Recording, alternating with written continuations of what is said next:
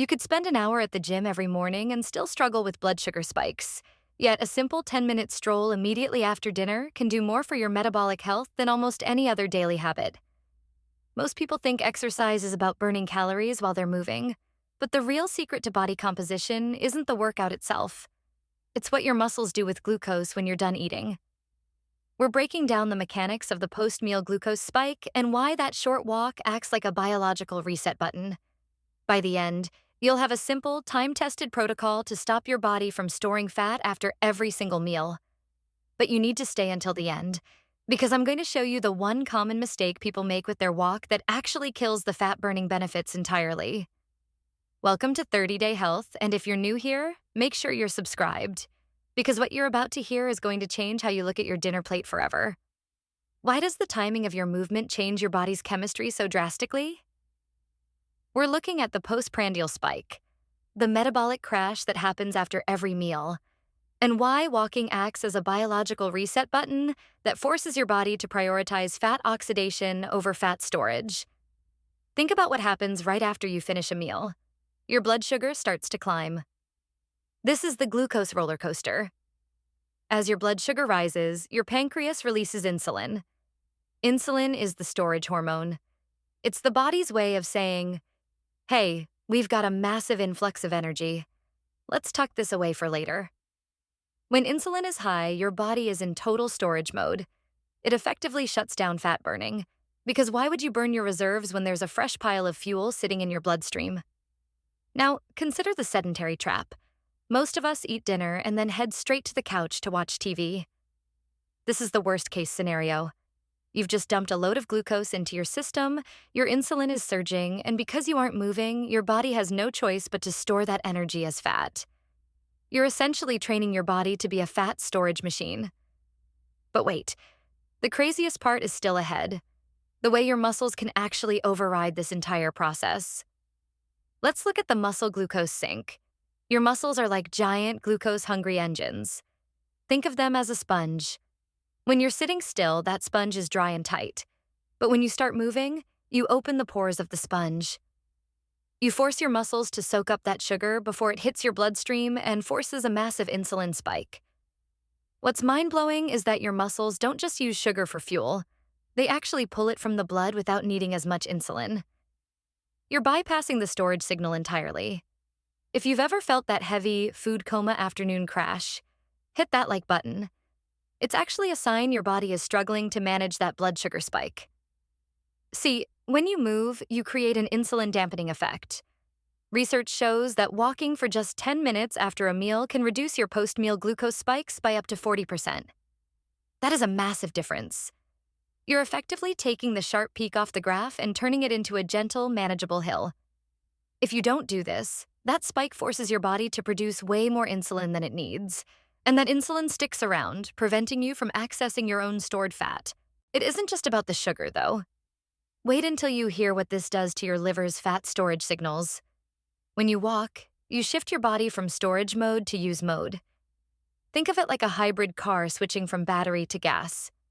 Your body stops trying to pack away the meal and starts burning the energy you're providing it right now. This is the fat oxidation switch. You're telling your cells, "Hey, we're active, don't pack this away, burn it." It's a profound shift in how your body handles fuel. And the reason why this works better right after a meal than waiting an hour? It's all about the timing of the insulin wave. If you wait an hour, the insulin has already done its job. It's already moved the glucose into your cells or your fat stores. The damage, so to speak, is done. By catching that wave immediately, you're intervening in the process while the fuel is still in transit.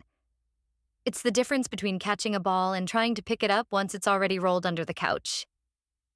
This brings us to mitochondria activation. Every cell in your body has these tiny power plants called mitochondria. Low-intensity movement acts as a signal to those power plants to wake up. It's like turning the key in a car engine. When you don't move, those engines stay in idle, and your body gets lazy with its energy management. A simple short walk tells your cellular machinery to get to work. If you're finding this shift in perspective helpful, subscribe so you don't miss our deep dive into how to optimize your morning routine next week. Let's look at a real-world study comparison. Imagine two groups of people. One group finishes a meal and immediately sits on the couch for 2 hours.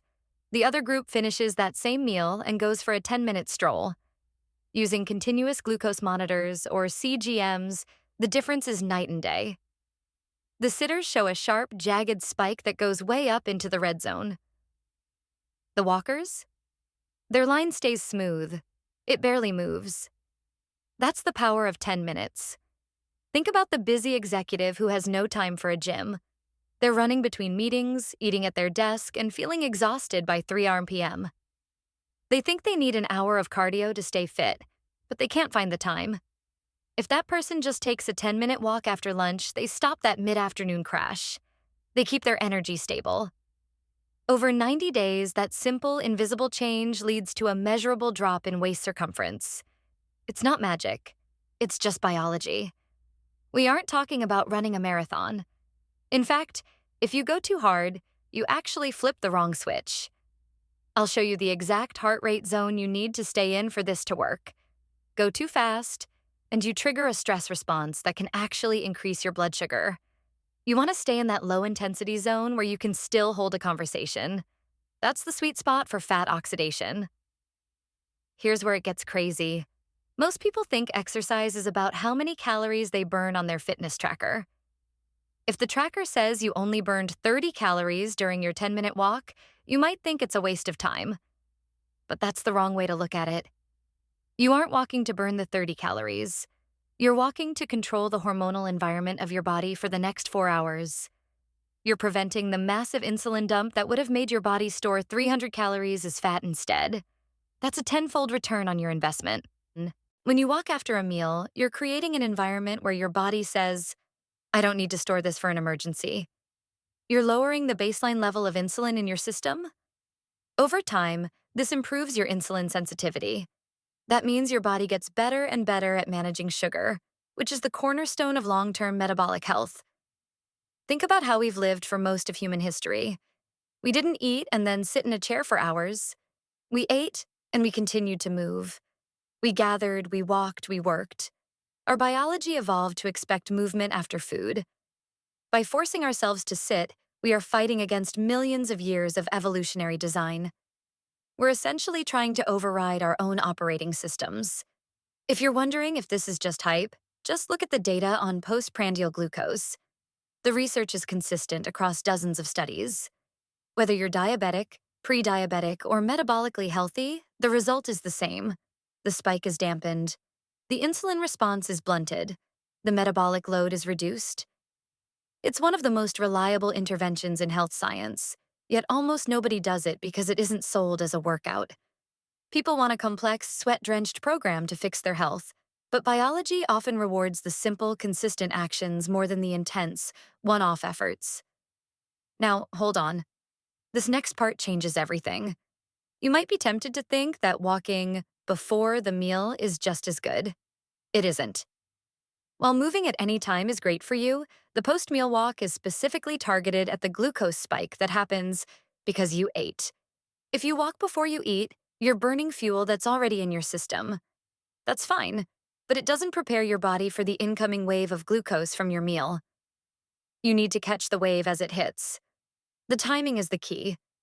Aim to start your walk within 15 to 20 minutes of finishing your last bite. If you wait 45 minutes, you've missed the window. The insulin has already surged, the glucose has already been moved into storage, and the fat-burning opportunity has passed. It's a small window, but it's a powerful one. So here is your protocol. Tonight, after dinner, don't clear the dishes and sit down. Put your shoes on and walk for 10 minutes. It doesn't have to be fast. Just keep moving.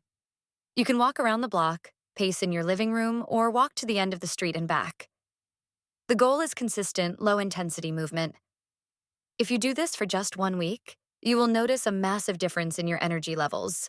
You will stop feeling that post-dinner lethargy, and you will wake up feeling lighter because your body wasn't busy processing a massive sugar spike all night long. This is the most underrated tool in the fat loss world. It costs nothing. It takes almost no time, and it works every single time. Stop looking for the perfect supplement or the perfect gym routine and start focusing on your biology. Your body is a machine, and you are the one in control of the switches. Keep moving, keep the insulin low, and watch what happens to your health. You have the power to change how your body processes every single meal you eat starting tonight. Just 10 minutes. That's all it takes. Once you start, you'll never want to go back to sitting on the couch again. It's the ultimate metabolic hack, and it's right there waiting for you. Get out there and start walking. Your future self will thank you for the extra effort you put in today. It's time to stop storing fat and start living with the energy you deserve. Start tonight and see the difference for yourself. You won't regret it.